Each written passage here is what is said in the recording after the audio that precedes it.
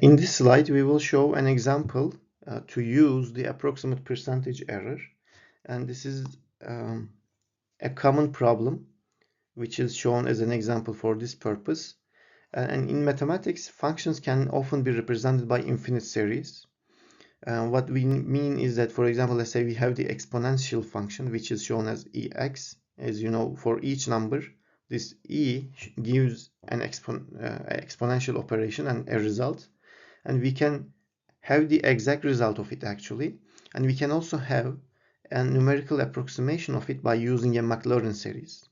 And the Maclaurin series is kind of like this. And it goes to the infinity. N is the number of terms, we can say maybe. And starting with the simplest version, which is ex equals 1. So we will add each term.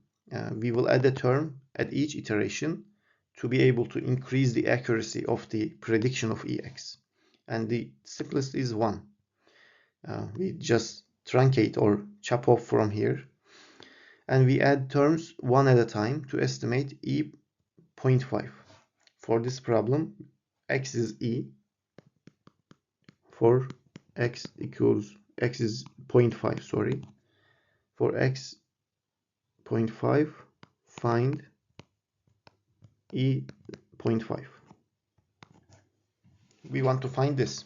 So we will use this Maclaurin series to predict this. And at each iteration, by adding one term at a time, we will actually calculate the result and compare it with this true value as well as the approximate. And actually with the true value, we will calculate the true error, and with the previous and current iterations, we will calculate an approximate error. And we want this absolute value of the approximate error estimate, epsilon a, falls below a pre-specified error criterion, epsilon s. And for the epsilon s, we will use the formulation we mentioned earlier, up to 3 significant figures. So simply, we want, so this is 3.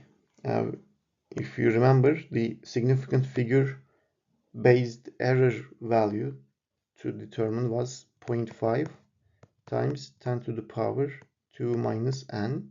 Here n is 3. And if we calculate this, epsilon s is 0.05%.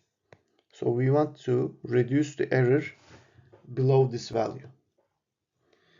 And the true value,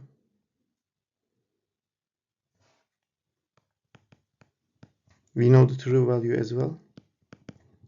It's given here, 1.648721. Let's keep this in mind because we will calculate another error with this. And we will find ET and EA until they are smaller than ES, epsilon s. So let's solve this in the other slide, in the next slide. As a solution to exponential function with the Maclaurin series, we can first start with a pseudocode or an algorithm creation so that we can have what we are going to do as a node. Then we can implement that as a code or as a hand calculation procedure. So here we will basically start to the Maclaurin series with the first term. So let's define an I equals 1 iteration value because we will use an iterative process. For this one, we will use e and x is 0.5 here. For the first iteration, ei, let's say, but I is 1. And if you remember, the first term was 1. We will start with this. And with this, we will use a while term in MATLAB, or this is actually, if you remember, do for loop in the pseudocode in general. And we want to have the epsilon a smaller than epsilon s, which is 0.05. And also we want epsilon t smaller than epsilon s. Here ES is again 0.05. And we want to continue to the iterations until these both conditions are satisfied. And the operation here is E 0.5 E plus 1. And maybe we should have this equal to E 0.5, the first term, E, previous term, and this is the current term, we can say, and this is the first term. If E1, this is 2, for example, this is 1, so this works fine at this point. And of course we will add a term here, plus, let's say term E plus 1. We will add this, and we will use epsilon A in absolute values. Let's say E 0.5, it is current minus previous divided by current E plus 1, and we multiply this by 100 to find the approximate error. Similarly, for the true error, we again use this time the true value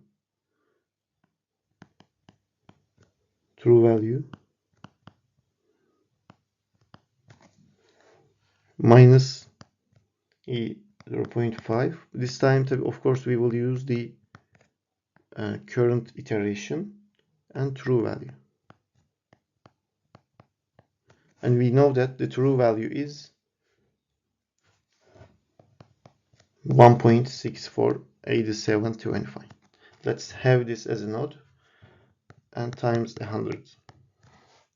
And this is the pseudocode, or pseudo-code actually. Let's define this like this.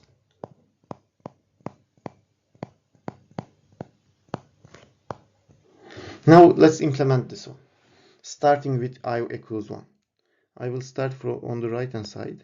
If I equals 1, this means single term. Then EX is always 1. So X is 0.5 in our case. And E 0.5 is equals 1 anyway. And in here, let's calculate EA and ET. Actually, we are not able to calculate EA because EA requires a previous approximation, and because this is the beginning, this is the current approximation and there is no previous. So here we can only calculate ET, epsilon T. And here 1.648721 is true value. 1 is the negative, approximation, because it is 1. And again divided by 1.648721 times 100, and this is in absolute. And epsilon T here is 39%. Let's keep this in mind. This is a big error, so we want to reduce this. That's why we need to increase the number of terms. Let's go to E equals 2. And epsilon 0.5 is equivalent to 1 plus X. And X is 0.5. That's why this is 1.5. And you can immediately see that from 1 to, the prediction was improved from 1 to 1.5. Then we can calculate the errors. We can also calculate an epsilon A approximation now, which is 1.5 minus 1 divided by 1.5. Current is 1.5, 100. This gives us 33%. And this is larger than the threshold value ES, which is 0.05. Then we need to continue to the iterations, but let's check the epsilon T as well. Probably it is bigger too. 1.648721 minus 1.5 divided by 1.5 times 100, and it is 9%. So you can see that the actual true value is reduced from 39% to 9%, which is nice, but this is still larger than epsilon s, which is 0.05. So we need to still continue. And you can see that the true error is smaller than the approximation error, which is 33. This is always true because we know the true value, and we try to approach it. It will always be smaller than the approximation value. But eventually we will, for both of them, will go below the threshold, which is 0.05. Let's define e equals 3. In this case, e.5 is equals actually 1 plus x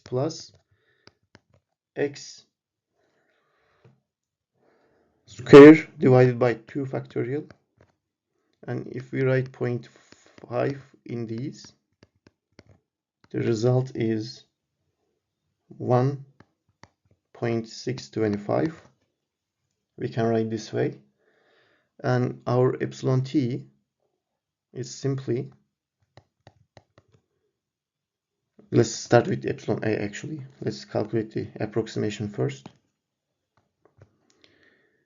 It is current 1.625 minus previous 1.5 divided by current 1.625 times 100.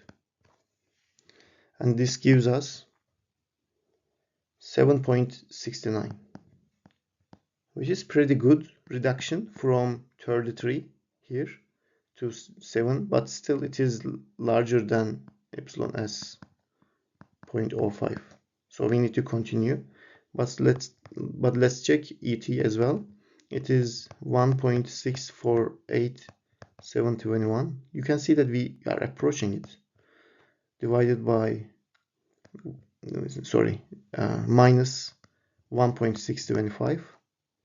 Now divided by 1.648 true value 8721 times 100 gives us a very small error, which is 1.44, but it is still greater than epsilon s, which is 0.05. So we need to continue further, and I will not calculate the rest, but just write down the results and you will see the solution. Let's continue with here. If e equals 4, e.5 is 1.64583333. It goes this way, and epsilon t is actually, because we always calculated epsilon a at first, let's calculate that here too, 1.27%, and epsilon t is 0.175. Still, these are both smaller than epsilon s. Then we need to continue. E equals 5. You can make the calculations by yourself if you want, or you can write a MATLAB code to make these calculations, or an Excel. But here I will just show the results. Here, when we use I equals 5 terms, it is 1.6484 37,500, and epsilon a is 0.158%. Epsilon t is 0.0172. You can see that the true value is now, here we made a wrong statement, here this is greater, but here for fifth iteration the true error is lower than epsilon s, which is 0.05. So in the condition here, if we had used only this one, then we would have stopped because the ET was smaller than ES. But we have this condition as well, but the epsilon EA is larger still. This is still greater than ES. So we need to continue once more. E equals 6. Epsilon 0.5 is equivalent to 1.648697,917. then epsilon a is also now very small. It is about 1016%, and you can see this is now smaller than ES. And let's calculate epsilon t as well. It is already smaller, but here it is much way smaller. It's almost the same result. So this is also smaller than ES. Then we satisfied our condition for both, for this one and the true one. Then 6 terms is suitable. 6 terms. Let's write epsilon x as 6 terms. 1 x squared divided by 2 factorial. And the fourth term is x3 divided by 3 factorial. Fifth term x4 divided by 4 factorial. And the sixth term x to the power 5 divided by 5 factorial. This is our final formulation to find the epsilon x with a numerical Maclaurin series prediction. Okay, another note here is that the epsilon true error, was always smaller than approximate error. And the reason is basically, as we said earlier, the true value, we already know that, and we are trying to approach it, because that's why it will be closer to that always. But between the previous and current iterations, the approximations can be larger. The error between them can be large. It's just an actually convergence, let's say. It will reduce, but reduce slowly. And because in the first iteration we don't have the previous approximation, that's another thing in this kind of predictive iterative processes. And we will say ET is always epsilon a. As a note, we can think this too. And here we completed the solution for this exponential prediction with Maclaurin series.